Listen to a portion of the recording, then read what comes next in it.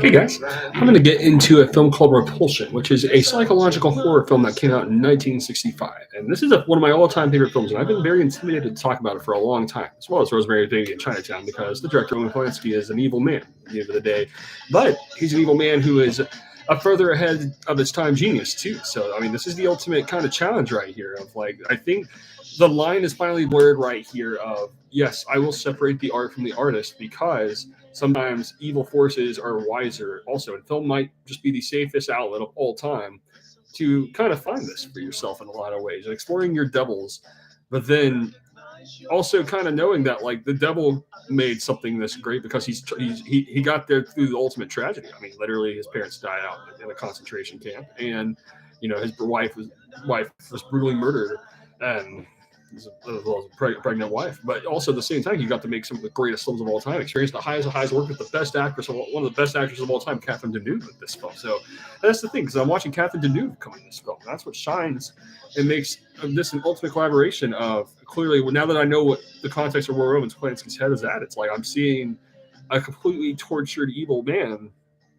kind of looking at something overwhelmingly horrific in his ultimate study of perception of women in the first place, which is an ultimate outlet of darkness that lives in a perception of women, which can kind of have its impersonal ways, for a man who, in a certain way. And I think this film is perhaps one of the best psychological horror films of all time. It just kind of getting straight to the point of a very young woman. And I mean, she's basically just in a completely warped headspace the entire way through. So she lives with her sister. And this is one of the best atmospheric films of just London in general. I mean, it's really a psychological terror that's kind of being portrayed here. You can tell that her mind, she's kind of like a space cadet in a lot of ways. I think that's what I relate to a lot about Catherine Deneuve. She's like an ultimate space cadet, but very, very introverted, very removed from reality. But that's because she's literally like she has an intense, and it's almost similar to how I feel a lot. I can find insecurities with a lot of women. It's like she feels with a lot of men, and somehow she never got over it in a lot of ways. It's like I feel terrible for some reason whenever I'm instinctually around men because I know I've been through the worst of what men have to offer. Perhaps, it's like I feel like women, getting borderline, molested by a woman, can do something to your head. So, that's interesting. I'm too much of an optimist to, but this is like because of course, I think that what a woman goes through a man's torture is the ultimate evil. That's what this film is out to express. It's so weird to me how a man who turned out to be this evil is this deep about his knowledge on, how this stuff is. It feels like it's a pastor coming out of because this man's actually reaching for God.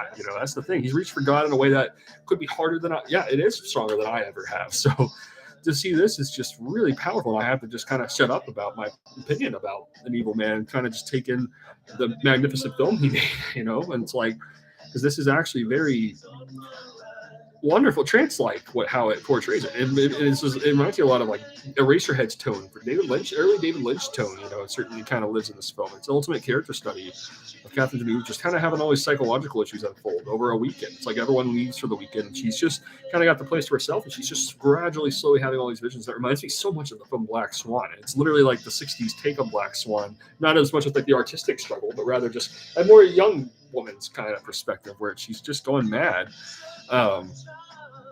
Because basically she's just in a really weak mental state gradually. And that's what's haunting. It's horrifying to witness how much it's compelling in a lot of ways. And so that's what makes it so raw. But it really is just like a necessary kind of story to say because a lot of people feel this way inside. It's hard to talk about, in a lot of ways. So just the person who's just out to have a complete mental breakdown at all times, and it feels like, I love how slow paced it feels. I think it's really just the atmosphere created here, as well as the way Catherine Deneuve from Briggs of Force. It's a combination of those two elements that just really make this completely entertaining the entire way. I feel like, I don't know, from start to finish, I just find this one completely engulfing in what it's laying out. So it's also just terrifying where it takes you. Because that's the thing about I'm this evil bastard, this genius bastard, is like made this film, and it's like he did make me think a lot about kind of like what would it be like in the face of this. It's like, okay, like I would be naive in the face of that. And I think he makes you, he literally has the power to make you weak in the knees for these films. And that's his strength as a filmmaker, his downfall as a human. But, that's,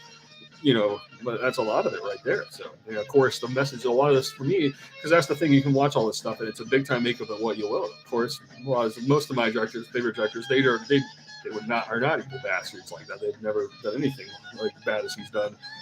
but he's also suffered a lot for it too. He's asked for God, and he's failed, perhaps in his actions, to glorify it in moments. So he ends up kind of being that, like Polanski, like himself. He ends up being that crazy uncle. He's like, kind of comes around. He's just okay. Well, he's dropped this perfect movie, so you know what I mean. It's crazy. So it's like it's one of my favorite films of all time. It just it's slow burn, you know, in a lot of ways. You can just feel this one out the entire way through. It's really haunting. It's really horrifying. And again, there's that saying that no one does it to you like Roman Polanski films, and that's why. It's literally a man who is a molester literally made this. So it's a unique headspace to be on, but it's this subtle because it doesn't feel angry or angsty whatsoever. I've learned this is about the most refined and subtle take of a madman, basically. Like it's completely quiet. And he's really a smart, well-studied man, you know, about filmmaking. Yeah, like basically at this time it feels like a harmless creep in action, but yeah, it turns out actually acting on his creepy thoughts, you know, that's as opposed to separating your creepy thoughts from your actions altogether. It's a filmmaking process. I look up to guys, yeah, what's up, dude? Robert Altman, Paul Thomas Anderson, Richard Linklater, good guys, you know, good-hearted. And their personal life it comes right out in your work, you know, and eventually. Maybe in the 60s, this was a time where it was all more impersonal. It ends up being a timeless, the time capsule, very much of the 60s, it's timeless because it is like a certain, you know, level of just psychological madness that's unfolding. That's completely original. It's just paranoid. You know, the very atmosphere is just very intense and surreal.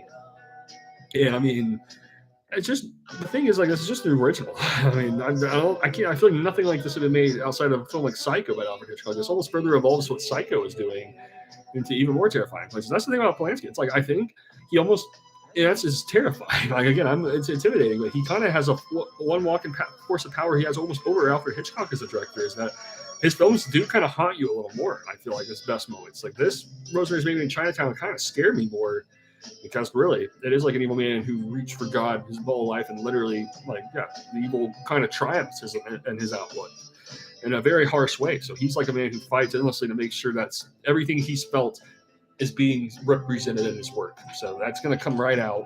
This very original, warped perspective of reality. It's very surreal, crazy, horrific, and scary. And it comes right out in this perfect. It turns out to be a perfectly made film. You know, and it really is just a perfect thriller. Again, you could say again, a devil and an angel kind of the clash is being portrayed. And the Casanova is like an ultimate angel. He portrays just gone completely mad. I liken this to kind of be like a thriller take on a film like The Passion of Joan of Arc, where you see a woman just going completely crazy and suffering from the intense adrenaline of men. She's intensely detached. Because it's strange, because I think I strangely feel a lot like that too. Like I really have a dislike for a lot of over dominance from a lot of not people. It doesn't just not just men, but I mean I think women. Honestly, I think dominance in women frightens me a lot because it's like you kind of have to lure me in first, typically, because you know it's like if otherwise, I just because right now, and you know, it's like I mean, because that has happened to me, I'm in a very, I have a very, I have a very weird interpretation on this stuff, and I think I'm lucky enough to be able to turn all that kind of torment into an optimistic perspective. But it's certainly, I think I can because again, and that's what's harsh about it. I think my ego wants to almost strive because that's the thing. I am influenced by this man's work, you know, in his best moments. But I think I'm influenced to just be obviously a better man than that, you know. Never because I'm never very close to actually acting and remote in the actions. And Roman Polanski's almost a nice observation of just like it could almost be like a condescending place, even, you know. But you know, well, a wiser man ended up being the worst man in reality. So well, don't be that, you know. But cautionary tale lives in film just as much as heaven. You know, hell exists too, and Roman Polanski's in hell, Captain Newton's in heaven. They're both able to bring something middle ground, a complete entity, a unique kind of force. That's the thing as all the best Polanski films do. It doesn't just feel like it's Polanski. It always feels like it's the actors and the screenwriter he's the screenwriter for this and Rosemary Baby, Chinatown. Like it's like he's the one kind of bringing this particular viewpoint. That's very original. I mean, it is unlike anything else. It's because it's uniquely bad and warped. He somehow is masterful at capturing exactly what Alfred Hitchcock was doing and further evolved it to, yeah, I would say, more terrifying places, you could say. So I recommend this film if you're up for something horrifying. I mean, this is actually really disturbing. I mean, the way this whole film plays out is very depressing. And it feels like it is portraying in a very subtle way, but harsh way. It's all the same, too. It's like just a woman's complete mental breakdown. Like Taxi Driver, again, it feels like a foreshadow to a lot of like anxious energy that Taxi Driver would kind of play out. It's just that person becoming more and more unstable as the film progresses, and seeing all these characters and just feeling way too anxious, and you know, just not wanting to be around that whatsoever. But literally, it feels like a dominating force just keeps coming around, and she can't escape it. So she's completely tormented over this for the rest of her life, and it's kind of just portrayed in Oh, yeah, it's just completely organic. And this is, yeah, one of Kathleen Newton's greatest moments. I mean, I'm a huge fan of her stuff like Belle de Joie, Young Girls, Baroque, Four Dancer in the Dark. But here it's just different because I think it's the deepest she's ever been in her performance. I mean, she really gives something deep and intricate the entire way through, as well as the directing. I mean, it's all just really deeply done. I think it's uniquely deep, and it portrays a lot of darkness within in a way that's very effective because it feels like, again, here's a man who's in hell. But I mean, a man in hell can reach for God and successfully find God in moments, but then turn around and his actions not represent God. You know, that's what can happen to a corrupted person and a tragic person like this. You know, but I feel like you watch it and it's like, well, you know, that's it right there. That's the spark of life. You know, that's the way it goes. And you know, it's like it doesn't mean I'm going to do that, but it certainly takes you through a catharsis of some sort in a lot of ways. That's as the best films are out to do. It's a certain catharsis of terror that's out there, and it releases anxiety to go through anxiety rather than suppress it. And this is like a film that uniquely wants to express a lot of what the film Psycho by Alfred Hitchcock was doing, but take it darker, just make it more warped and weirder. I do think that was sort of the foundation that was being laid with this film. Don't be afraid. Just wear that on your sleeve. Just be completely, and also just subtle. Like again, it's just so much detail in the facial expressions and every single little motion that's captured. I mean, the black and white cinematography just really does feel like I'm like in this mad carnival almost, and within this one location. I mean, it's primarily just set in one area, and it just captures London atmosphere. It's one of the most effective I've ever seen. I mean, it's really unique. Again, just paranoid. I mean, she's always walking alone. She's like, don't bother her, basically. And I can relate to a lot of that on the man's side. So it's like, I really just, it really does release a lot of those demons, you know, in a lot of ways. That's the scary thing. Sometimes the devil is capable of doing that. He can release you from a place, and it can almost make you feel like a superior. And honestly, in a film perspective, you can almost take it at a condescending level. Because again, a lot of it's places you don't want to talk about out loud, really. But you feel these emotions, but you kind of just want to look at it. Well, it's like you can make something this good and not be a bastard, you know, even better. So that's kind of where Polanski almost is like he's the ultimate, like, yeah, I don't want to love him, but I have to love him. I have to love what he made with these films. I wouldn't support this man, you know. I wouldn't ever go around and like signing a petition for him as some, you know, people would, but I would sit down and say that, okay, like, well, he made films that are completely genius and they are groundbreaking thrillers. And it maybe is answering a lot of like coldness behind it. You know, loving directors like Stanley Kubrick so much. He was got one darkly cynical outlook on life. Maybe Polanski was on a similar level of cynical, but he perhaps is striving even harder to reach for God, but it's failing. So it's ultimately about the biggest tragedy, which reflects so much of reality. You know, it's a harsh reality that's being portrayed by Roman Polanski in his thrillers. It's, again, no one doesn't like him. I mean, it is, man, I hate it. I hate like giving it to him. I'm not giving him money, so I'm just giving him that he's a talented bastard, you know, literally. Thankfully, most directors are not like this. So, I mean, the closest I think that happened as far as favorite directors goes, like Francis Ford Coppola. It did become, you know, it sounds like rumors had a pretty morally corrupted kind of man after Apocalypse Now. I think it did it something over the top torture for your art, you know, like he did it and suffered in a way that's greater than I could, more talented, but that also can make him evil, crazy, you know, too. So, as the case, which is the ultimate case with this director. So, I mean, just going through this, and this is I think, because he made Knife in the Water in the early 60s. So I think he was really building up to this masterpiece and just capturing a darkly relatable headspace. That's the way this whole film feels. It's darkly relatable. It's very anxious. It's like a feeling that I do and don't want to feel, because I think I'm addicted to anxious energies. That's the thing. All the films that best capture anxious energy, I'm obsessed with, I think. And this is just one of those that really does capture anxious energy in a way that lives in my soul eternally. I always feel this out. It's like, again, because I think like a lot of it can kind of come down to just feeling like a zero as opposed to a hero in life. You know, sometimes this is kind of capturing a person who's in an ultimate zero state of mind and they can't get out. You know, it's like there's that rotten feeling that comes around. I think that's Satan, you know, possessing. And then other times there's that beautiful feeling of God over dominating Satan, you know, and this triumph. That's the place you always want to walk and talk and be. But, you know, and to be truly in tune with God is to know that the devil's really out there too, so you can be closer to God. So I find that it's awkward the way life happens sometimes, because Roman Polanski made masterpieces that in the end brought me closer to God. Like I think I based my favorite films on that foundation. Like, are they bringing me closer to a greater good of some sort? Yes, and I think Repulsion is one of 3 Polanski films that have done that for me. I mean, it really has pointed an ultimate finger of a headspace that is too tormented to want to go on living, basically. But at the same time, what's not relatable is like the desire to end it. That's the exact opposite. I take that as sit down and be more motivated. You I'll instantly. I'll never ever retort to that in my life unless I was out to do something as evil as Polanski, which thank God I strive because of his films. Perhaps in an awkward way, I never will do that stuff because you can see the torture and torment that lives in an originally dark headspace like his. I mean, and he captures it to an atmosphere that David Lynch met out too. I thank God for him, like a completely good man who's never hurt. Yeah, he actually is considered a walking good man. That's really a different place. Robert Altman, but yeah, it happens.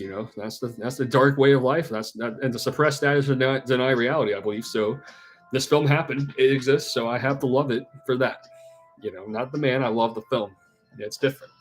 This is a perfect masterpiece, I think. I'm not going to go down and recommend it to everybody because, again, evil person directed it. So that can be challenging for a lot of people. I can see a lot of people arguing a lot of what my thoughts about Roman Polanski usually. So, because he's a challenging person to talk about in the grand scheme of things. So I think that I'm not going to recommend this just to anybody. I think particularly if you're a fan of horror films and thrillers, if you love Alfred Hitchcock films, I certainly would suggest watching this if you want to feel an impact and a scar, which is what film is actually meant to do.